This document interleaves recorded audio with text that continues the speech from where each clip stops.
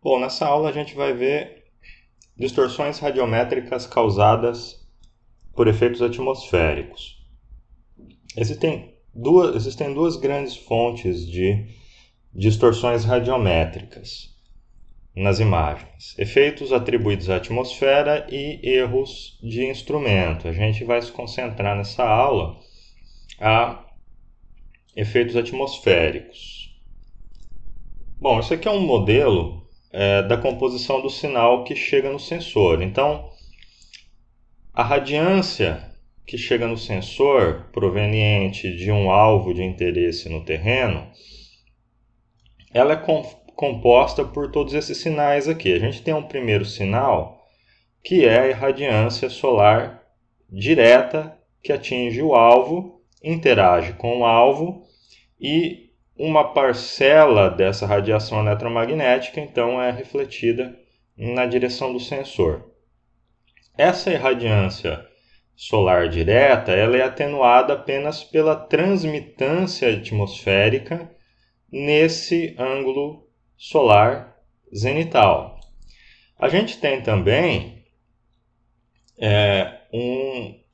uma parcela de radiância que foi previamente espalhada pela atmosfera e que é espalhada na direção do sensor, e ela é registrada pelo sensor como sendo proveniente do nosso alvo de interesse.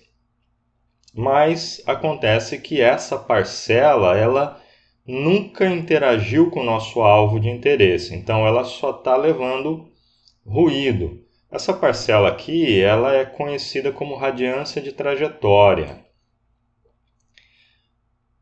A gente tem também uma parcela de radiação eletromagnética que foi atenuada pela atmosfera e que ainda assim alcançou o nosso alvo de interesse e contribuiu para a quantidade de energia eletromagnética que foi registrada no sensor como radiância.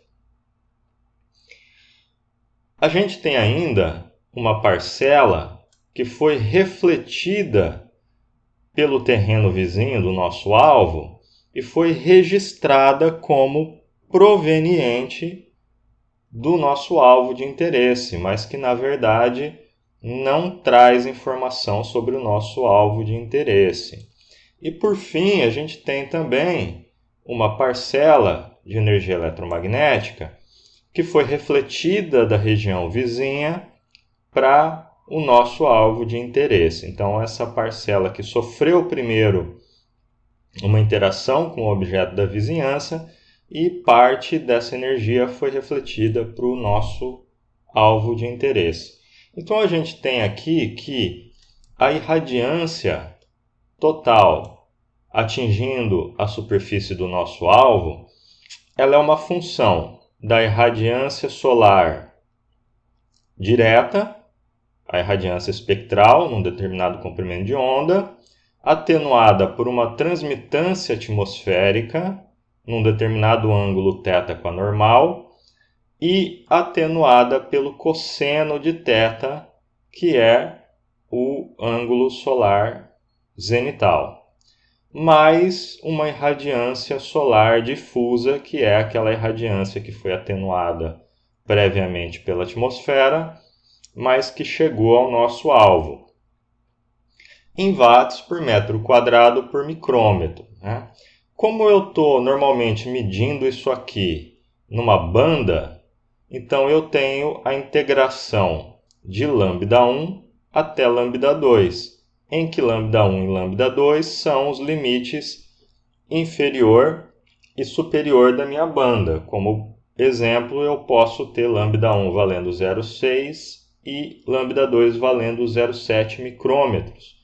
E aí eu estaria referenciando a banda do vermelho nessa expressão. A radiância que chega no sensor e que deixou o alvo, ela é formada, claro, também pela componente de irradiância que chega no alvo, né? E essa irradiância, ela vai ter que atravessar a atmosfera novamente até o sensor, então a gente tem que incluir aqui uma atenuação pela transmitância atmosfera no ângulo de visada do sensor, e essa irradiância, ela também já sofreu uma interação com o alvo, e portanto a gente considera aqui a componente de reflectância espectral desse alvo. Essa componente, ela é uma função das características físico-químicas do alvo. Além disso, a gente considera essa razão 1 sobre π, porque a gente está medindo isso aqui para todo o hemisfério superior do alvo. Toda energia saindo ou emergindo de uma superfície no hemisfério superior do alvo, em watts por metro quadrado por micrômetro. Essa energia, essa hesitância ou emitância, ela ainda sofre a adição da radiância de trajetória. Então, a radiância total registrada no sensor é aquela radiância proveniente do alvo mais a radiância de trajetória em watts por metro quadrado por micrômetro por esteroradiano, porque agora a gente está levando em consideração a radiância por unidade de ângulo sólido. Bom, os efeitos atmosféricos, eles são uma função, ou a magnitude dos efeitos atmosféricos varia em função do comprimento de onda da radiação eletromagnética envolvido. Existem vários métodos de correção de efeitos atmosféricos. Esses métodos eles podem ser agrupados em correção atmosférica relativa e correção absoluta.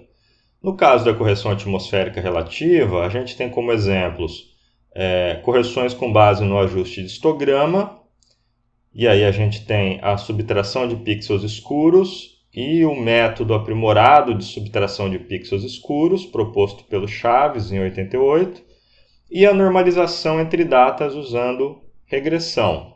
No caso da correção atmosférica absoluta, a gente tem algoritmos que são baseados em transferência radiativa da atmosfera, que modelam o espalhamento e a absorção, e a gente tem também como exemplo bastante útil a calibração empírica de linha.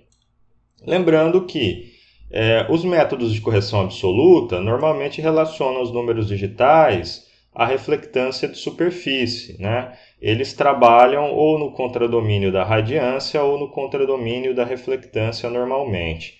Já os de correção atmosférica relativa normalmente trabalham no contradomínio dos números digitais.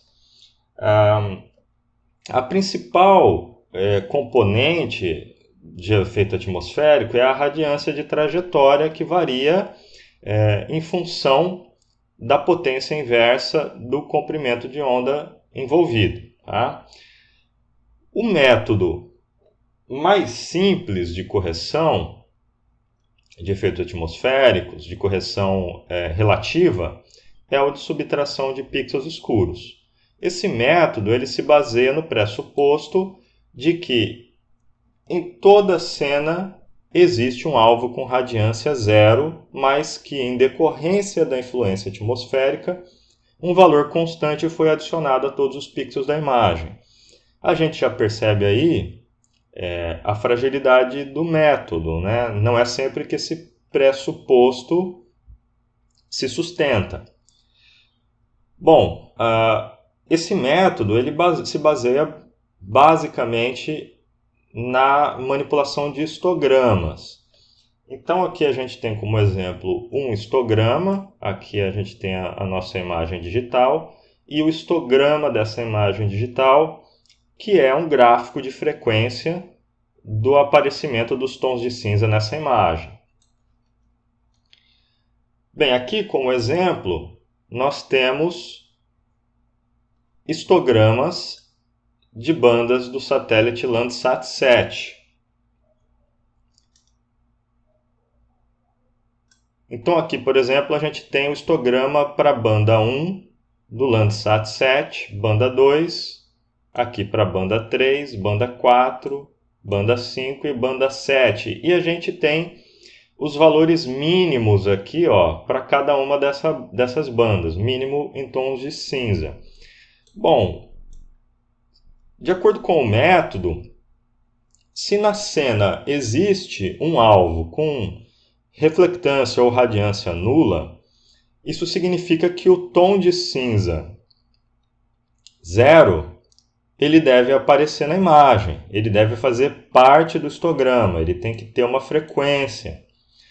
E a gente percebe aqui que ele não tem frequência nenhuma, ele não faz parte do histograma útil aqui da banda 1. Então, se a gente olhar aqui, o valor mínimo é 51 nessa banda. Então, se existe um alvo com reflectância nula nessa banda e ele deveria ter o valor 0, mas o valor 0 não está presente aqui no histograma, o menor valor é 51, assume-se então que esse tom de cinza 51 é a influência direta da atmosfera e que essa influência afeta toda a imagem de maneira igual. Então, supostamente, a gente tem um valor de brilho de 51 tons de cinza adicionados a todos os pixels da imagem. Então, qual que é o procedimento?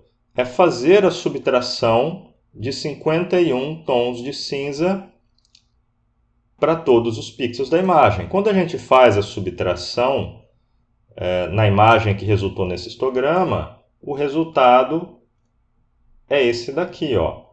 A gente tem o histograma arrastado da posição inicial dele para o início do histograma. Então percebam que agora o 0 ele tem uma frequência, ele não tem frequência nula.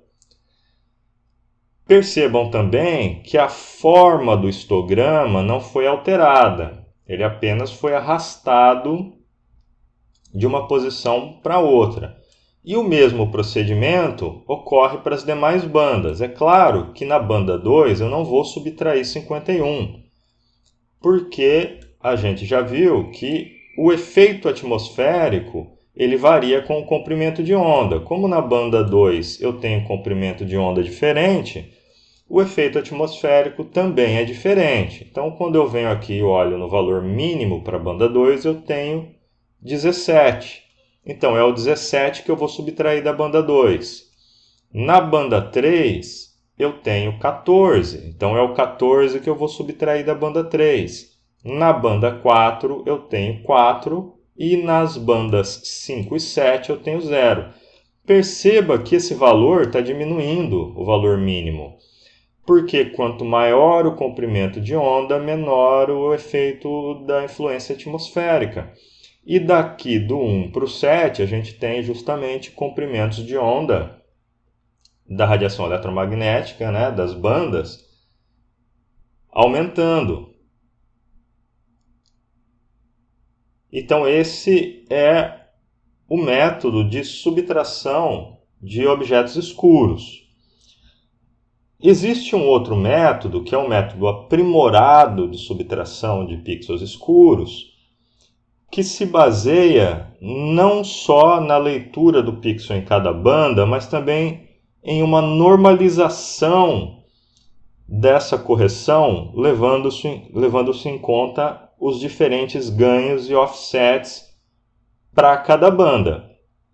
Esse método ele se inicia selecionando-se um valor de pixel correspondente à bruma, ou à influência atmosférica, ou à radiância de trajetória, em uma das bandas do visível, normalmente a banda do azul. E então é calculado um modelo relativo de espalhamento para predizer o valor de pixels correspondentes à bruma nas demais bandas. Então, a primeira coisa que a gente tem que fazer nesse método é selecionar um modelo de espalhamento.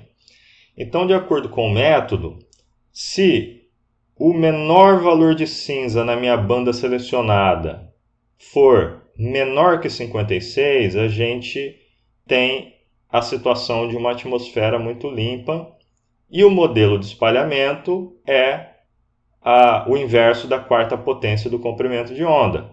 Se o menor tom de cinza estiver no intervalo entre 56 e 75, a gente assume uma atmosfera limpa.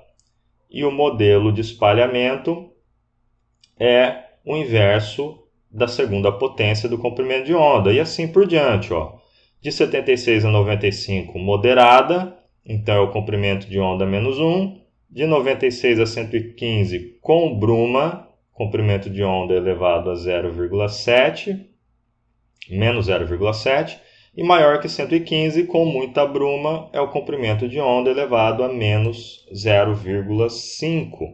Então essa é a segunda etapa. A primeira é identificar qual é o menor tom de cinza na banda de referência, que normalmente a gente assume como sendo a banda 1, que é a banda do azul. Eu estou sempre relacionando aqui os números das bandas com as bandas do Landsat 7, ok? Então, e a segunda etapa é selecionar, com base nessa tabela, um modelo de espalhamento. A partir desse modelo de espalhamento, a gente calcula um fator de normalização para a gente poder calcular o número digital predito com bruma. Então, esse fator na banda I, sendo que I varia, no caso do Landsat 7, né, de 1 até 7, 1, 2, 3, 4, 5 e 7, excluindo aqui a banda termal, esse fator ele é a razão entre o comprimento de onda na banda I elevado a menos alfa, em que menos alfa vem ou é estabelecido do modelo de espalhamento, né? Então, levando em conta, se a gente pensar que a atmosfera é muito limpa, então a gente vai ter lá lambda I elevado a menos 4, dividido pelo comprimento de onda da banda de referência, aqui no nosso exemplo aqui a banda do azul, elevado a menos 4. Então, esse é um fator que é a terceira etapa aí do método. É calcular esse fator de normalização. Com base nisso, a gente consegue calcular os valores de espalhamento preditos para cada uma das demais bandas. Então, o número digital predito na banda I é igual ao menor número digital lido na banda de referência menos o offset da banda de referência vezes o fator da banda I que a gente acabou de calcular. Então, por exemplo, para a banda 2 do verde, né, o número digital que a gente vai usar para corrigir a banda verde, predito, é o número digital mínimo lido na banda do azul menos o offset da banda do azul vezes o fator calculado para a banda do verde. O offset e o ganho, e a gente vai falar de offset e ganho aqui, né? A gente já viu, são obtidos por essas expressões aqui, ó, o ganho e o offset. Lembrando da equação que relaciona a radiância com os números digitais, né? Essa relação é feita por meio de um ganho e de um offset. Então, é daqui, desse ganho e desse offset, que estão saindo aquelas expressões lá. Bom, esse valor predito na banda do verde, ele ainda não representa o espalhamento nessa banda do verde, porque a gente ainda não levou em conta os ganhos nas bandas do verde e nas demais, né? E o offset na banda do verde e também nas demais bandas, tá? Então, se a gente lembrar da equação linear que relaciona a radiância com o número digital, a gente pode pensar que a radiância ela é o resultado dessa expressão aqui, ó. Ela é uma função da reflectância do alvo, de efeitos do relevo e também do ângulo de elevação solar, mais uma radiância de trajetória, né? Isso tudo considerando uma certa banda I. Se a gente fizer aqui o agrupamento desses termos multiplicativos numa função multi, tá? E substituir na função ou na expressão do número digital, então a gente tem que o número digital na banda I é o ganho da banda I vezes essa expressão aqui, multi-I mais bruma, que representam os efeitos multiplicativos, mais o efeito da radiância de trajetória na banda I, mais o offset para aquela banda I. Bom, olhando aqui, a gente percebe então que a gente precisa corrigir ou fazer uma normalização para esses ganhos diferentes nas bandas, né? E essa normalização a gente obtém dessa maneira. O ganho normalizado na banda I é a razão entre o ganho da banda I e o ganho da banda de referência. De novo, se a gente estiver pensando aqui na banda do azul como banda de referência e estiver calculando aqui o ganho normalizado para a banda do verde, então vai ser o ganho na banda do verde dividido pelo ganho na banda do azul. Bom, se a gente pensar também que a gente está olhando para um pixel que tem reflectância nula, então esses valores aqui, ó, né, que são os valores que contêm efeito multiplicativo da radiância do pixel, eles são nulos, né? Se a reflectância daquele pixel de bruma é nula, se ele só tem influência da atmosfera, então a reflectância aqui é zero, o que joga esse termo todo aqui para zero, e que faz com que eu só tenha essa componente aditiva aqui de bruma. Então a expressão para um número digital vai ser o ganho normalizado na banda I vezes a bruma mais o offset daquela banda I. Tá? E aqui na bruma para a banda I, a gente substitui o número digital predito para essa banda I e a gente chega na expressão final do número digital com bruma para a banda I, que é igual ao ganho normalizado em I vezes ND predito em I mais o offset em I. Então, como exemplo, para a banda 2, a banda do verde, ó, qual vai ser o número digital de correção que a gente vai aplicar no histograma, né? Que a gente vai subtrair de todo mundo da imagem. Então, o número digital na posição XY é o ganho normalizado para a banda do verde vezes o número digital predito para a banda do verde mais o offset para a banda do verde, tá? Então, a gente tem um exemplo aqui para o Landsat 7. Essa é a banda do azul. Essa aqui é a imagem correspondente. A gente percebe, né, ela tem um baixíssimo contraste. E a gente percebe que o histograma dela não se inicia no zero, né, no eixo escuro do histograma.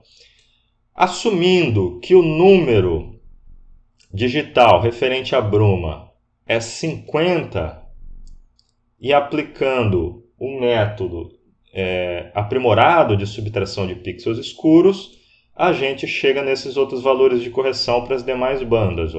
50, 31, 23, 14, 10 e 10 para as bandas, respectivamente, do azul já era 50, né?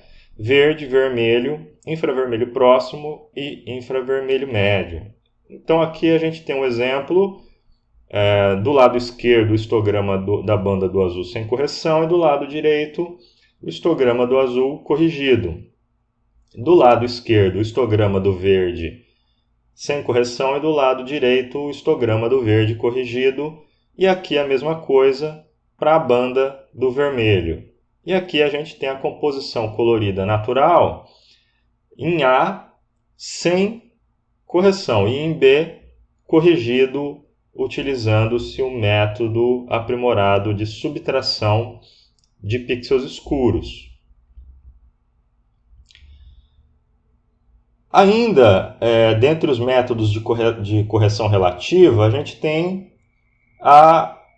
pode usar um método de regressão. Isso é feito, então assim, o objetivo é selecionar uma imagem de referência numa determinada data. Essa imagem ela pode já estar corrigida de efeitos atmosféricos ou não, e então transformar as características espectrais de todas as outras imagens em datas diferentes para que elas apresentem aproximadamente a mesma escala radiométrica que a imagem de referência. Caso a imagem de referência tenha sido corrigida, supostamente as demais imagens terão sido corrigidas também. Caso ela não tenha sido corrigida de efeitos atmosféricos, a gente garante que pelo menos os efeitos atmosféricos nas demais sejam semelhantes à imagem de referência. Isso é feito com base na seleção de feições pseudo-invariantes na série temporal. Essas feições pseudo-invariantes, como o próprio nome diz, são feições que supostamente não variam ao longo da série temporal. Então, as características dessas feições devem apresentar variação mínima no tempo. E alguns exemplos são corpos d'água profundos, solos expostos, telhados, construções, etc. Preferencialmente, todas essas feições devem estar numa mesma elevação. Essas feições, claro, não devem conter vegetação e elas devem ser relativamente planas também. Então aqui a gente tem um exemplo em que a gente tem uma imagem de referência da data de 1991 e a ideia para a banda 1, né? Na verdade banda 1, 2 e 3, e a ideia é fazer a correção da mesma banda 1, de uma outra cena, né, de uma outra imagem na banda 1 também, do mesmo satélite. Aqui a gente está utilizando o satélite SPOT. Essa outra cena obtida em 1987. Então a gente tem duas cenas, de 91 e a de 87.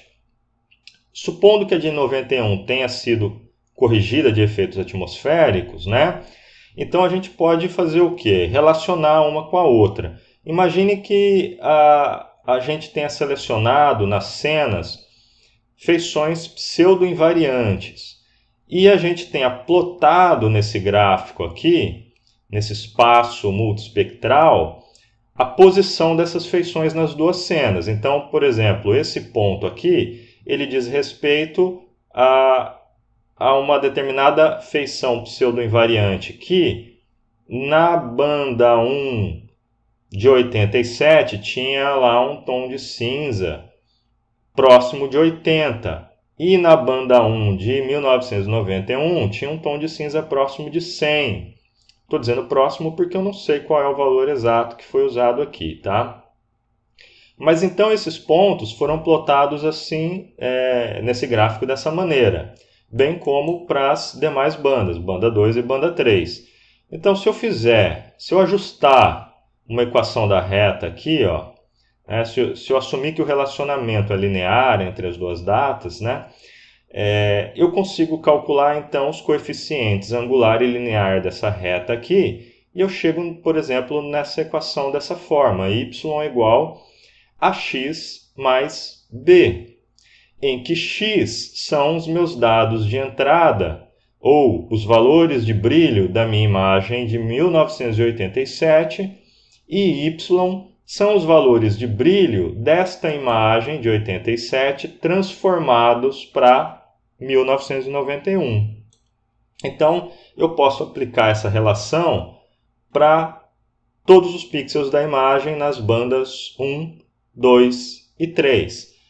A componente aditiva, né, da equação, ela vai corrigir os efeitos de radiância de trajetória entre as duas cenas. E a componente multiplicativa, ela tende a corrigir diferenças na calibração dos detectores, ângulo solar zenital, na distância média, na variação da distância média Terra-Sol e na atenuação atmosférica e ângulo de fase também entre as datas. Então essa é mais uma correção relativa.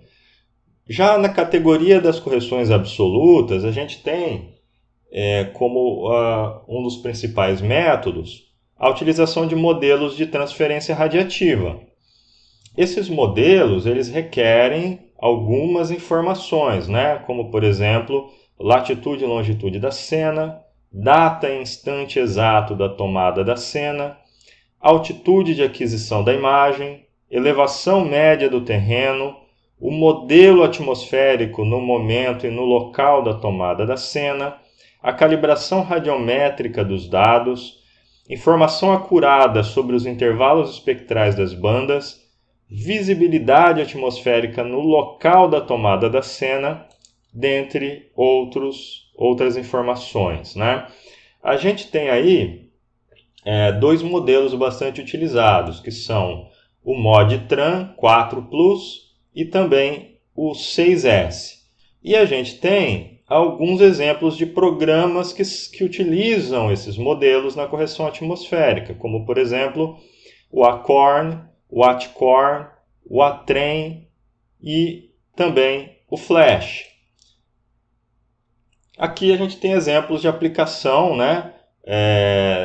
Por exemplo, do programa Atcor para correção de bruma em imagens Landsat 7. Então aqui a gente tem à esquerda a imagem sem corrigir e à direita a imagem corrigida. Aqui são composições coloridas da mesma cena, do mesmo local, né?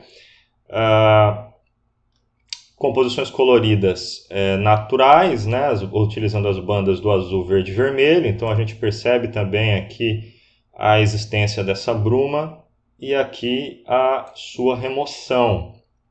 Aqui a gente tem já uma composição colorida infravermelha falsa cor, né? A gente percebe aqui a incidência da bruma e aqui uma melhora significativa dessa bruma aí. Esse é mais um exemplo, dessa vez do Landsat 8. O Landsat 8 usa um algoritmo próprio de correção. Para o Landsat 7, normalmente, é utilizado o modelo 6S. Aqui no Landsat 8, então, a gente tem a composição colorida em A, colorida cores naturais, né, que no caso do Landsat 8 são as bandas RGB 4, 3 e 2. E aqui em B a gente tem o resultado dessa correção dos efeitos atmosféricos. O modelo 6S ele está presente aí em alguns pacotes de processamento de imagens e em sistemas de informações geográficas, como por exemplo o GRASGIS, ele traz implementado o modelo 6S para correção atmosférica. E ele tem o código aberto e disponível também, dá para entrar no site dos desenvolvedores e baixar o programa. Mais um método que se encaixa aí na categoria de correção absoluta é a calibração empírica de linha. A base do método é que a relação entre a reflectância do alvo e o seu valor de brilho na imagem é dado por uma função linear, né? Então a gente tem aqui um fator multiplicativo A mais um fator aditivo B, que juntos dão aqui o valor de brilho para uma certa reflectância espectral de um alvo numa cena. Então, o que é feito na prática, né? No dia da tomada da imagem, é feita uma campanha de campo, né? Idealmente na mesma data e horário aproximado da passagem do satélite ou da aquisição da fotografia aérea, e são estabelecidos em campo esses alvos artificiais aqui, com radiância bastante baixa, né? Aqui a gente tem uma lona preta e aqui uma lona branca, então alvos com radiância muito clara e com radiância escura. E são lidos ou lidas, né, sobre esses alvos as reflectâncias ou radiâncias desses alvos em campo, utilizando, por exemplo, um espectroradiômetro. Uma vez que a gente está lendo isso em campo, é claro que não existe influência de efeitos atmosféricos nessa reflectância ou nessa radiância lida em campo. Em seguida, na imagem, esses mesmos alvos são identificados. Então a gente tem lá uma relação entre a radiância lida na imagem para um daqueles alvos e a sua radiância ou reflectância lida em campo. Então a gente tem aqui esses pontos que são plotados nesse espaço multiespectral aqui, da seguinte maneira. Esse primeiro ponto aqui ele diz respeito a um alvo que tinha esse valor aproximado aqui, né, no gráfico de radiância medida na imagem, e esse valor aqui de radiância ou reflectância medido em campo. Como a gente tem lá alvos escuros, a gente tem a tendência de alguns desses pontos se agruparem no canto mais escuro do espaço multiespectral aqui. E os alvos mais claros, eles também vão se agrupar, só que dessa vez no canto mais claro, né, com maiores valores de radiância e de reflectância do gráfico. E aí o procedimento é parecido com a regressão, né? Parecido não, é a regressão. A gente ajusta, né, pelo método dos mínimos quadrados, uma reta passando por esses dados aqui, e a gente tem que a inclinação da reta é o nosso ganho, e o offset aqui, o cruzamento da reta aqui no eixo y é o nosso offset, né, o coeficiente linear da reta. Então a gente tem agora uma relação entre a radiância obtida na imagem e a reflectância ou radiância obtida em campo. Radiância da imagem tem a interferência atmosférica e ela vai então ser convertida através da multiplicação por um ganho e a adição de um offset na sua versão em radiância ou reflectância de campo ou de superfície livre de efeitos atmosféricos. Então, aqui está um exemplo, né, de equação que relaciona os dados com efeitos atmosféricos e os dados sem efeitos atmosféricos. Bom, isso é importante, né? Por quê? Para a gente poder fazer análise desses dados depois, né? Imagine aqui, a gente tem como exemplo esse gráfico aqui para vegetação, acompanhando um pixel de vegetação ao longo das 7 bandas, com exceção da banda 6, do Landsat 7. Então, em amarelo, a gente tem o gráfico obtido apenas com números digitais. Então, esses números digitais, percebam que eles não estão calibrados e não tem correção de efeitos atmosféricos nele. Olha aqui a assinatura espectral da vegetação, como é. Então, a curva gerada apenas a partir dos números digitais, ela é completamente descaracterizada do que a gente espera, da assinatura espectral que a gente espera para vegetação. Essa curva em laranja, ela é a curva de reflectância espectral, mas no topo da atmosfera, ou seja, sem correção dos efeitos atmosféricos. Perceba como a gente consegue relacionar mesmo os efeitos atmosféricos com o aumento de reflectância das bandas. Olha aqui, na banda do azul, a gente tem a maior influência atmosférica do conjunto de imagens multiespectrais.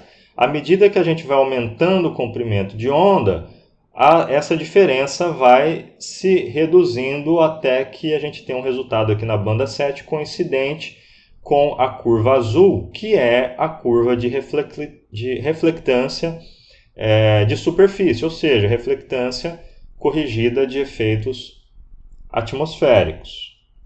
Bom, outras correções de efeitos radiométricos que a gente pode fazer não são exatamente de efeitos atmosféricos, mas normalmente a gente precisa fazer, é a correção de variação do ângulo de elevação solar ou do ângulo zenital solar entre cenas adquiridas em horários diferentes ou em datas diferentes. Então isso é feito dividindo-se os valores de brilho da cena pelo seno do ângulo de elevação solar. Isso vai me dar uma compensação da variação de iluminação entre as duas cenas.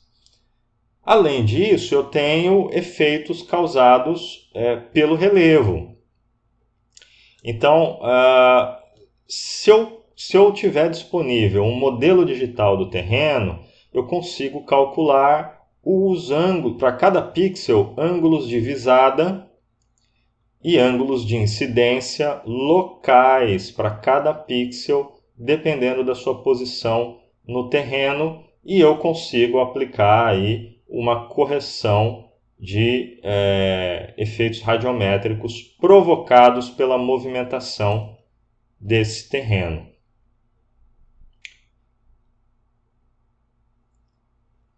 E é isso, pessoal.